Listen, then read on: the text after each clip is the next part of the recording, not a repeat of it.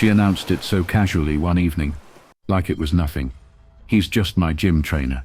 The words rolled off her tongue like she'd practiced them, like she knew I'd be listening for something off. I didn't flinch. I didn't let my face give her anything. But inside, the moment she said it, something snapped. I'd been noticing the changes for weeks.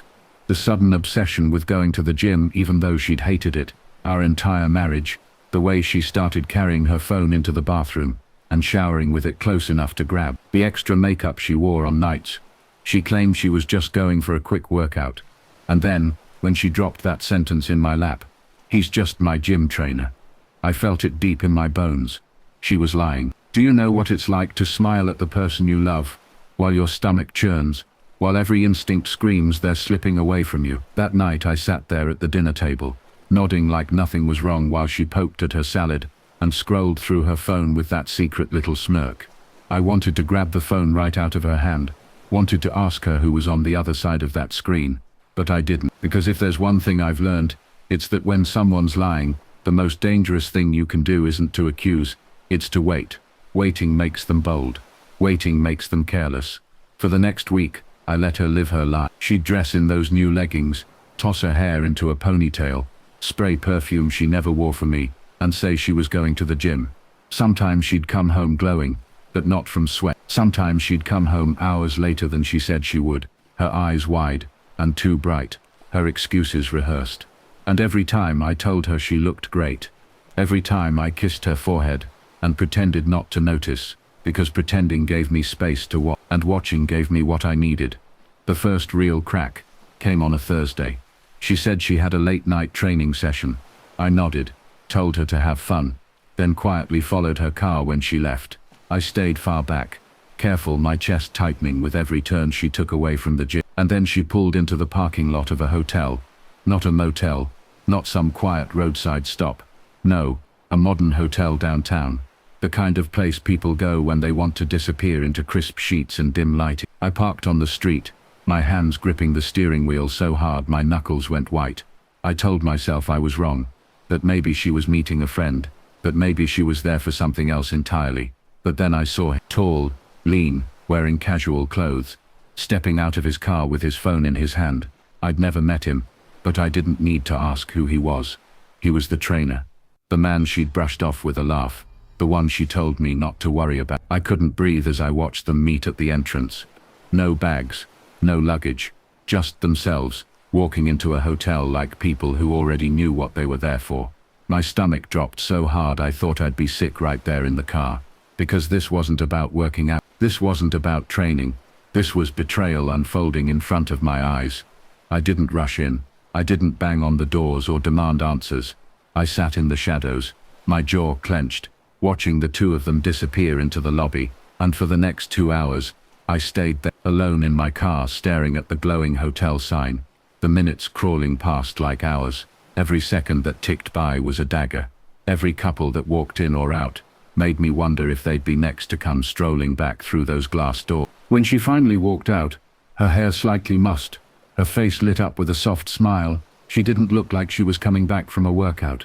She looked like a woman who had gotten everything she wanted. He walked out a few minutes later, their exits staggered, like they thought they were clever. My chest burned, my vision blurred, but still I said nothing. That night, when she came home and tossed her bag on the chair, she kissed me on the cheek and said, "Sorry I'm late. Training went longer than expected." The lie was so smooth, so practiced, it almost made me laugh. I hugged her back. I even asked how the session went, and she smiled at me, gave me some nonsense about endurance training, never once realizing I had been sitting in a car outside that hotel watching her every move. That was the moment I decided I wouldn't confront her in anger. Anger fades. Anger gives them room to cry, to twist, to tell you you're imagining things. No, I wanted more than confrontation.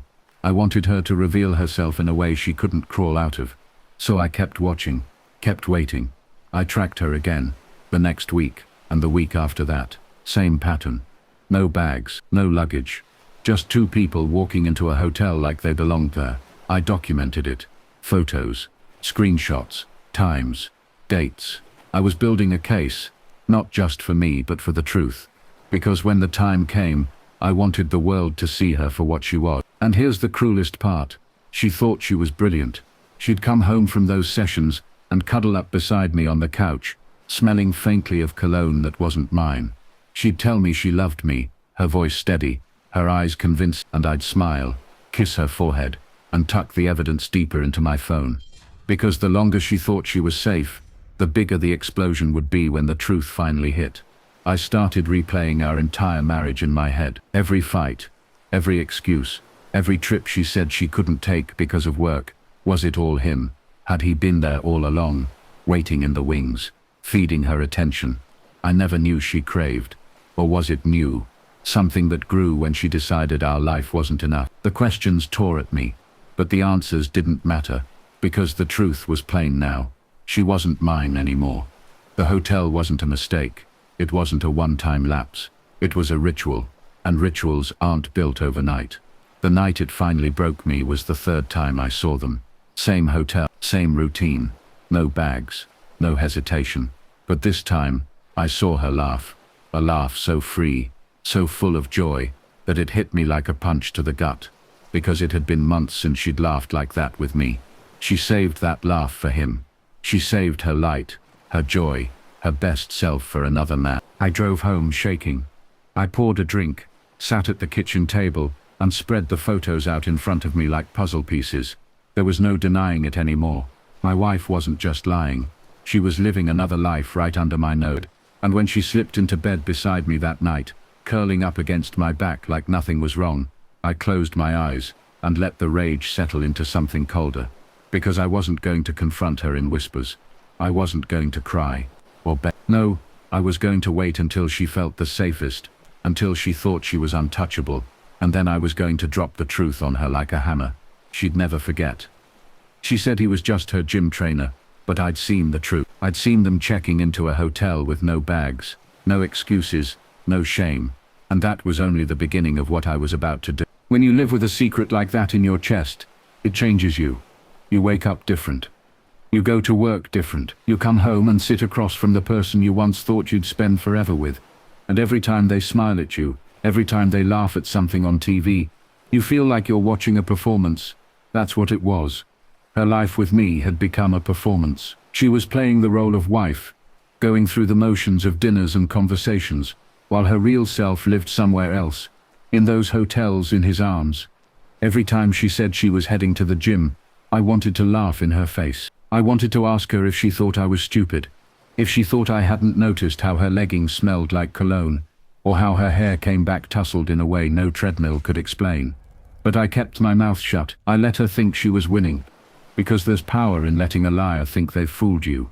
They dig themselves deeper. They get careless. Meanwhile, I kept documenting everything. I'd follow at a distance, park a few blocks away, watch her walk into that same hotel. No bags, no equipment, just her, him, and the quiet confidence of two people who thought the world was blind. I'd snap a photo, write down the time, the date. The folder on my phone grew, and with it, my resolve. I had options.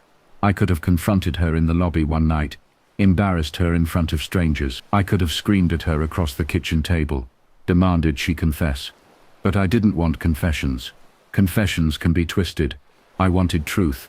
I wanted a truth, so undeniable, that she couldn't wriggle out of it with tears or excuses. The opportunity came sooner than I expected. Her parents were hosting a family dinner. Big deal, formal. Both families, cousins, friends, all under one roof. She insisted we go, said it was important to show everyone how strong we were. That line nearly made me choke. Strong. If only she knew how close the ground under her feet was to collapsing. So I agreed. I wore my best suit, smiled when we walked in, shook hands, hugged relatives. She clung to my arm like we were the picture of devotion. Every time she looked at me, her eyes searched mine, like she was checking to see if I suspected anything. I gave her nothing, just calm, just steady. Because the storm wasn't coming yet.